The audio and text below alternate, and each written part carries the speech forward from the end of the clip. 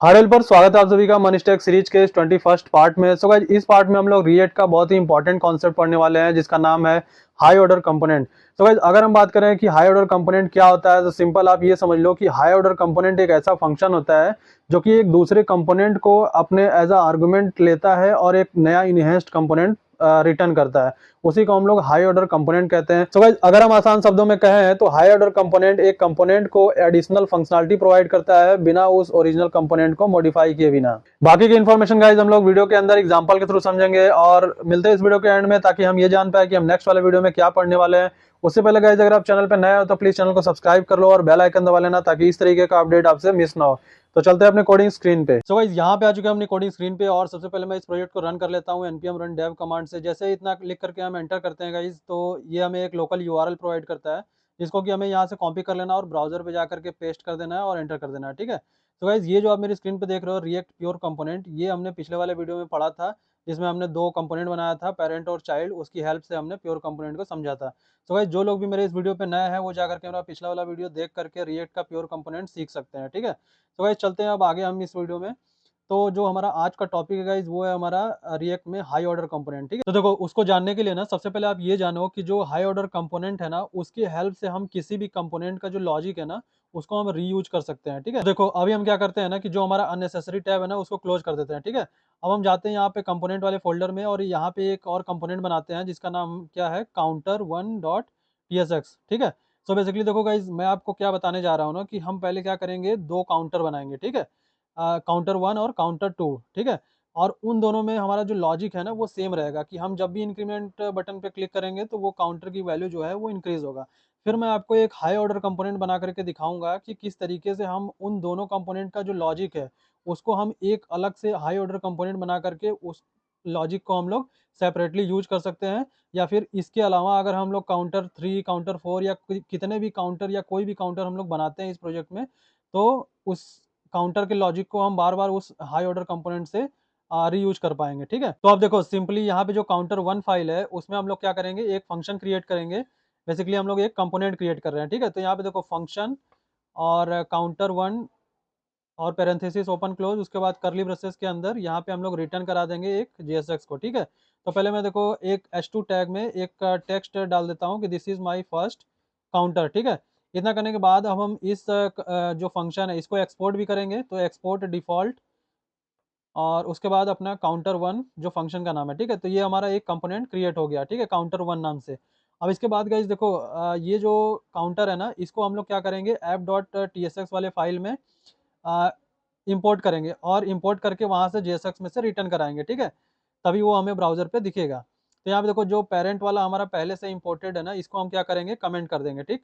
और उसके नीचे इंपोर्ट आएंगे, यहाँ पे इंपोर्ट करेंगे काउंटर वन जो अभी हमने कंपोनेंट बनाया है उसको इंपोर्ट करेंगे और फ्रॉम कंपोनेंट के अंदर से काउंटर वन। ठीक है।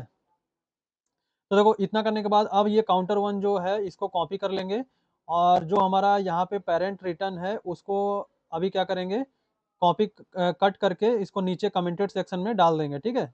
यहाँ पे डाल दिया। अब ये जो काउंटर वन है उसको एज अ टैग हम लोग क्या करेंगे, यहाँ से रिटर्न करा देंगे, है ना, JSX में से। तो अब क्या होगा, जो हमारा ये काउंटर वन है वो हमें ब्राउजर पे दिखने लगेगा। ठीक है। उससे पहले गाइस देखो यहाँ पे जो हमारा हेडिंग है उसको भी हम लोग चेंज कर देते हैं। पहले हमारा जो रिएक्ट प्योर कंपोनेंट था अब यहाँ पे हम लोग डाल देते हैं रिएक्ट हाई ऑर्डर कंपोनेंट। ठीक है। तो देखो इतना करने के बाद अब हम क्या करते हैं, ब्राउजर पे चलते हैं और ये हमारा देखो रिएक्ट हाई ऑर्डर कंपोनेंट जो हमारा हेडिंग है वो भी आ गया और जो हमारा फर्स्ट कंपोनेंट में जो हमने JSX रिटर्न कराया था HTML this is my first counter वो भी हमारा यहाँ पे शो होने लगा। ठीक है। अब देखो इतना करने के बाद गाइस क्या होगा कि अब हम क्या करते हैं कि एक काउंटर क्रिएट करते हैं सचमुच का काउंटर वन वाले फाइल में। ठीक है। तो देखो सिंपली यहाँ पे एक बटन बनाएंगे और बटन का नाम हम दे देते हैं इंक्रीमेंट करके। ठीक है। और इस पे हम लोग क्या करेंगे, इसको हम लोग क्या करते हैं एक फ्रेगमेंटेशन से रैप कर देते हैं ताकि हमारा जो ये एरर है वो ना आए। ठीक है। तो इतना हो गया। अब देखो ये हमारा रेड रेड सा जो एरर आ रहा था वो भी हमारा चला गया। ठीक है। अब इसको क्या करेंगे गाइस, यहाँ पे ऑन क्लिक पे एक फंक्शन कॉल कराएंगे और अभी फिलहाल के लिए यहाँ पे मैं फंक्शन का नाम इंक्रीमेंट काउंट, है ना, इंक्रीमेंट काउंट रख देता हूँ ताकि हम जब इस फंक्शन पे क्लिक करें तो हमारा जो काउंटर की वैल्यू वो इंक्रीज हो, इसीलिए मैंने यहाँ पे इंक्रीमेंट काउंट नाम से फंक्शन बनाया। ठीक है। अब देखो ऊपर इस फंक्शन को हमें क्या करना पड़ेगा, डिफाइन भी करना पड़ेगा। तो कॉन्स्ट इंक्रीमेंट काउंट फिर एरो फंक्शन लगा करके, और इसके बाद यहाँ हो गया। इसके बाद देखो हम लोग क्या करेंगे, एक यूज स्टेट की मदद से हम लोग काउंटर को क्रिएट करेंगे। तो यूज स्टेट हुक को हमें क्या करना पड़ेगा, यहाँ पे इंपोर्ट करना पड़ेगा, ठीक है। तो import use state from react, ठीक है। इतना करने के बाद गाइस देखो ये जो यूज स्टेट है ना, इसको हम लोग नीचे यूज भी करेंगे। तो कॉन्स्ट, उसके बाद एक काउंट नाम से वेरिएबल बनाएंगे, और फिर सेट काउंट, ये हमारा एक फंक्शन हो गया, is equal to use state, ठीक है। अब देखो ये यूज स्टेट की जो वैल्यू है वो मैं 0 से इनिशियलाइज कर देता हूँ, मतलब यूज स्टेट की वैल्यू नहीं, ये बेसिकली काउंटर की वैल्यू है कि जो हमारा काउंटर है वो 0 से इनिशियलाइज हो गया, ठीक। अब ये देखो जो सेट काउंट है ना, इसको हम लोग क्या करेंगे, इस फंक्शन को यूज करके इसमें हम लोग काउंट प्लस 1 जो हमारा वैल्यू है काउंट की उसको इंक्रीज करेंगे, ठीक है। तो काउंट में पहले 0 रहेगा, और जब हम इस फंक्शन पे मतलब इस बटन पे क्लिक करेंगे तो इंक्रीमेंट वाला फंक्शन कॉल होगा, इंक्रीमेंट काउंट वाला, और जो हमारा काउंट की वैल्यू है उसको 1 से इंक्रीज करके वो रिटर्न कर देगा काउंट वाले वेरिएबल में, ठीक है। तो देखो इतना हो गया। अब हम क्या करते हैं कि देखो यहाँ पे ब्राउजर पे चलेंगे तो अभी तो आपको सिर्फ बटन दिख रहा होगा, ठीक है। तो हम ये जो क्या करते हैं, ये जो काउंट वाला वेरिएबल है ना हमारा, इसको भी हम लोग क्या करते हैं, ब्राउजर में दिखाने के लिए यहाँ पे रिटर्न करा देंगे JSX में से, ठीक है। तो यहाँ पे काउंट फिर कॉलन फिर करली ब्रेसेस के अंदर हमारा जो काउंट नाम का वेरिएबल है वो हमने दे दिया, ठीक है।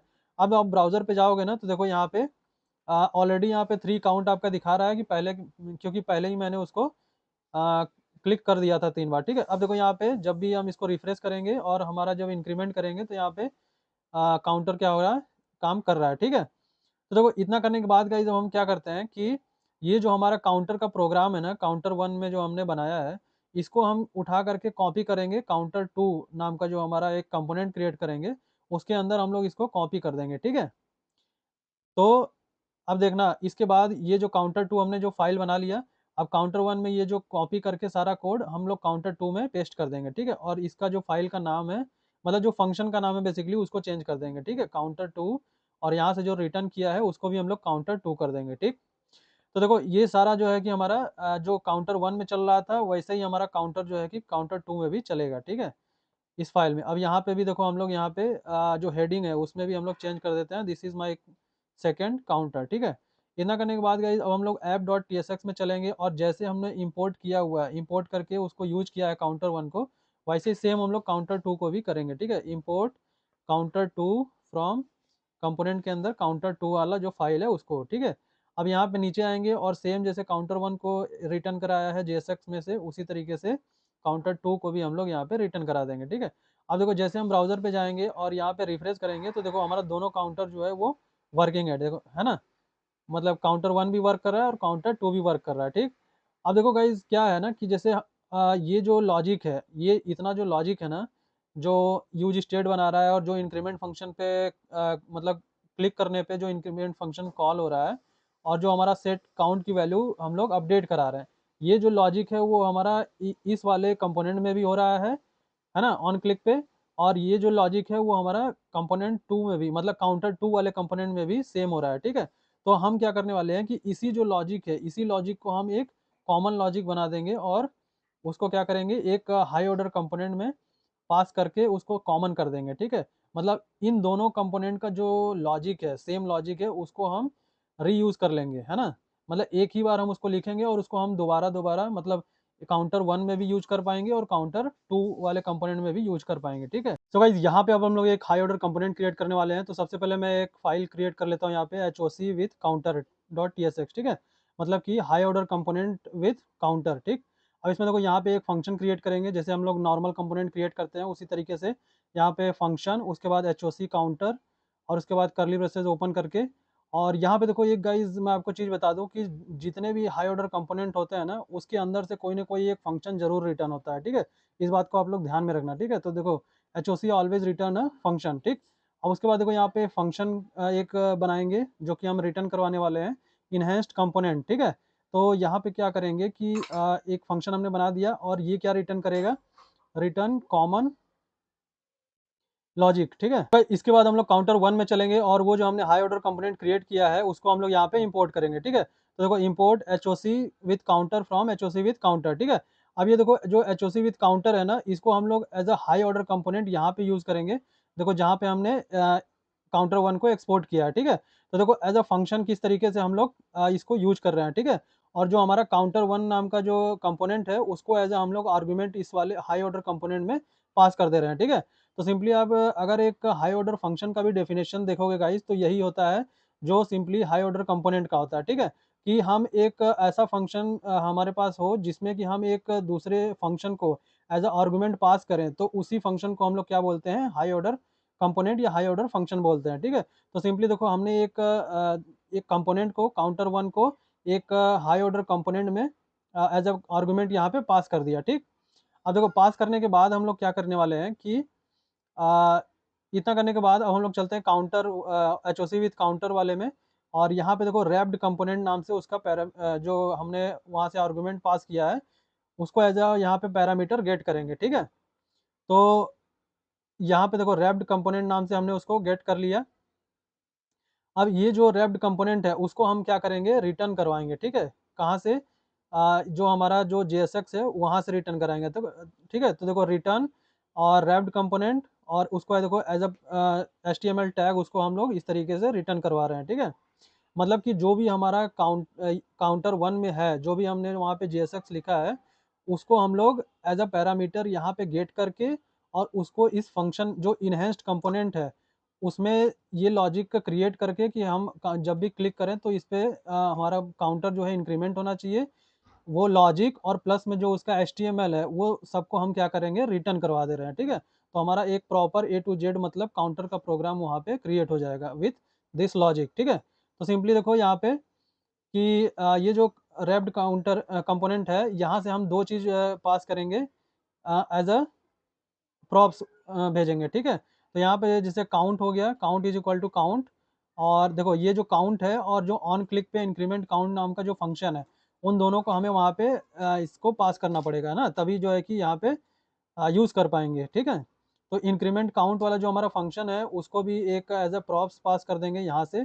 तो यहाँ से हम दोनों ये दो प्रॉप्स यहाँ से पास कर दिए और उसको हम लोग वहाँ पे तभी जो है कि यूज़ कर पाएंगे, ठीक है। अब उसके बाद देखो यहाँ पे जो रिटर्न करा रहे हैं हम लोग एक ये जो कंपोनेंट है इनहेंस्ड कंपोनेंट उसको क्या करेंगे, रिटर्न भी करवाना पड़ेगा, ठीक है।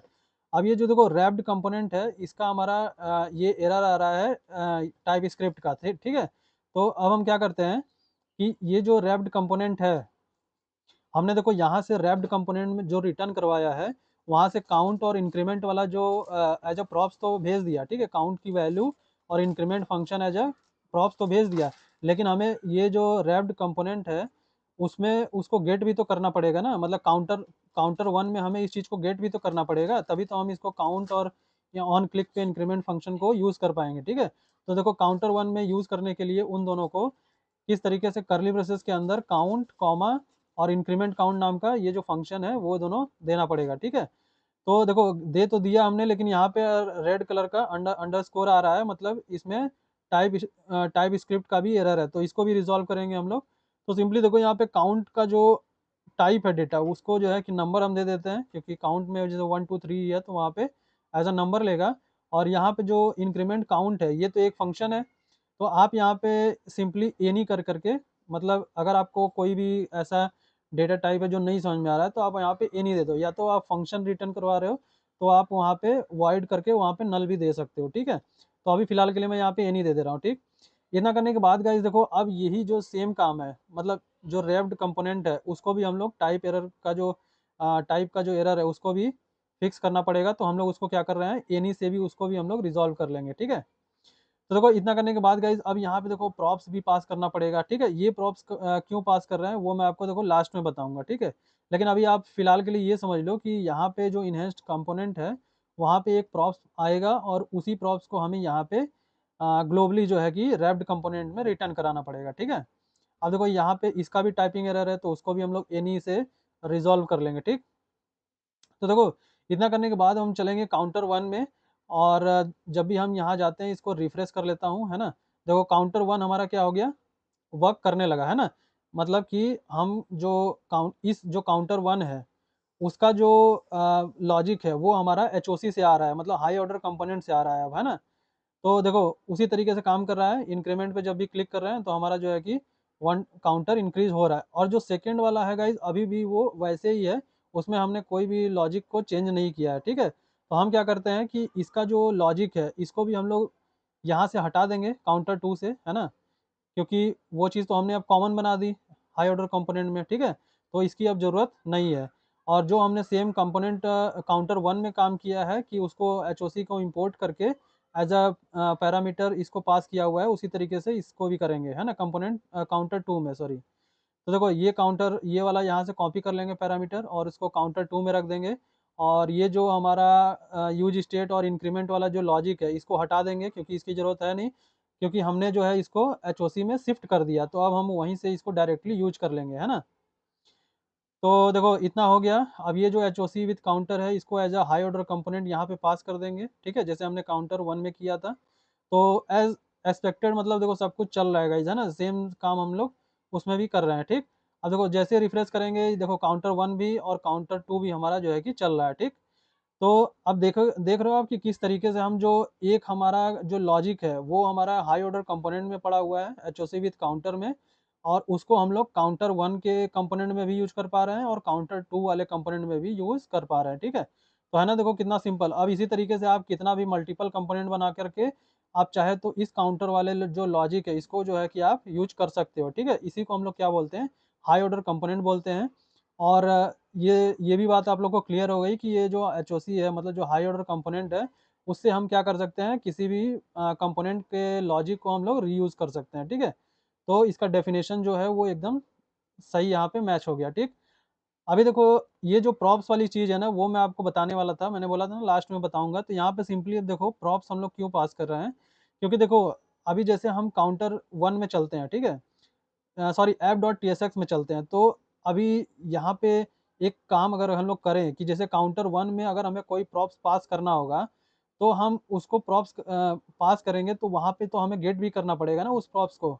अगर मान के चलो आप किसी काउंटर 1 यहाँ से जो काउंटर 1 है उसकी जो फंक्शनैलिटी है उसको और इन्हेंस कर रहे हो, उसमें और कुछ आप इंक्रीज करना चाहते हो बेसिकली, ठीक है।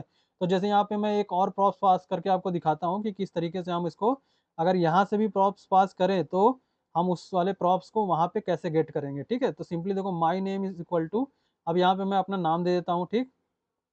इतना करने के बाद देखो काउंटर 1 में चलेंगे, sorry H O C with high order component में चलेंगे। और यहाँ पे देखो एक कंसोल लगा के मैं आपको दिखाता हूँ। देखो कंसोल डॉट लॉग और यहाँ पे प्रॉप्स को पास कर दूंगा, है ना, P R O P S, ठीक है। प्रॉप्स पास कर दिया, उसके बाद हम लोग फाइल को सेव करेंगे और यहाँ पे इंस्पेक्ट एलिमेंट खोल लेंगे, ठीक है। अब देखो इसको रिफ्रेश कर देंगे ब्राउजर को और देखो यहाँ पे हमारा जैसे हमने रिफ्रेश किया देखो माई नेम में आशुतोष आ रहा है, ठीक है ना, सिंपल। और देखो माई नेम में एक में आशुतोष आ रहा है और एक हमारा देखोगे जो ऑब्जेक्ट है वो ब्लैंक आ रहा है ना, क्योंकि जो काउंटर 2 है अभी उसमें हमने कोई भी प्रॉप्स पास ही नहीं किया इसीलिए वहाँ पे ब्लैंक आ रहा है, ठीक। तो रिफ्रेश करेंगे जितनी बार भी काउंटर की वैल्यू देखो इंक्रीज करेंगे फर्स्ट वाले का मतलब काउंटर 1 का, तो हमारा माई नेम में जो है कि वो आशुतोष आएगा, ठीक है। और जब भी काउंटर 2 को करेंगे तो यहाँ पे देखो ब्लैंक आएगा क्योंकि वहाँ पे हम लोग कोई भी वैल्यू को पास ही नहीं मतलब कोई भी प्रॉप्स पास ही नहीं कर रहे हैं काउंटर 2 में, ठीक है। तो ये यहाँ से वैल्यू गेट करने के लिए आपको बेनिफिट हो जाएगा, ठीक है। अब देखो आगे हम चलते हैं। अब इस वाले जो वैल्यू है उसको हम क्या करेंगे, यहाँ पे पास कर दिए हैं रैप्ड कंपोनेंट में, रैप्ड कंपोनेंट में पास कर दिया तो इस वैल्यू को अब हम लोग क्या कर सकते हैं काउंटर 1 में भी गेट कर सकते हैं, ठीक है। देखो किस तरीके से गेट करेंगे, सिंपली आपको एक डॉट डॉट डॉट मतलब जो स्प्रेड ऑपरेटर होता है उसको यूज करना है और प्रॉप्स यहाँ पे यूज कर लेना है, ठीक है। अब देखो यहाँ पे भी जब मैं आपको प्रॉप्स में को एज ए कंसोल प्रिंट करके दिखाऊंगा ना तो वो देखना आपका वहाँ पे वैल्यू मिल जाएगा आपको, ठीक है। मतलब ये एक एक्स्ट्रा चीज़ है लेकिन मैं आपको इसलिए बता दे रहा हूँ कि कल को आप ये फंक्शनलिटी अचीव करने जाओ कि हम यार काउंटर 1 जो हमने app dot T S x में यूज किया है अगर वहाँ से हम कोई प्रॉप्स पास करें तो हमें यहाँ पे वैल्यू कैसे मिलेगी, ठीक है। तो ये चीज़ आप लोग ये ध्यान से देख लो, ठीक है। तो देखो प्रॉप्स यहाँ पे मैंने एक टेक्स्ट दे दिया है ना और उसके बाद प्रॉप्स जो हमारा वेरिएबल है उसको दे दिया, ठीक है। अब देखो सिंपली इसको रिफ्रेश करेंगे, देखो काउंटर 1 पे हमारा जो प्रॉप्स की वैल्यू है देखो माई नेम में आशुतोष आ रहा है और एक जो प्रॉप्स आप देख रहे हो प्रॉप्स के आगे और माई नेम आशुतोष करके आ रहा है वो हमारा जो सेकंड वाला काउंटर 1 वाला जो प्रॉप्स है, कंसोल है, उसकी वैल्यू आ रही है। ठीक है, तो है ना कितना सिंपल। तो आई थिंक कि आपको देखो क्लियर हो गया होगा सारी चीजें, है ना। अगर कोई भी डाउट है तो गाइज आप लोग मुझे कमेंट करके पूछ सकते हो। तो गाइज आई होप कि आपको रिएक्ट का हाई ऑर्डर कंपोनेंट का कॉन्सेप्ट समझ में आ गया होगा, और अगर आपका कोई क्वेश्चन है तो गाइज आप मुझे कमेंट बॉक्स में पूछ सकते हो। और इसके नेक्स्ट वाले वीडियो में गाइज हम लोग रिएक्ट में यूज मेमो हुक के बारे में पढ़ने वाले हैं। और अगर ये वीडियो आपको अच्छी लगी गाइज तो प्लीज वीडियो को लाइक कर देना, चैनल पे नया है तो सब्सक्राइब कर लेना और बेल आइकन दबा लेना, ताकि इस तरीके का अपडेट आपसे मिस ना हो।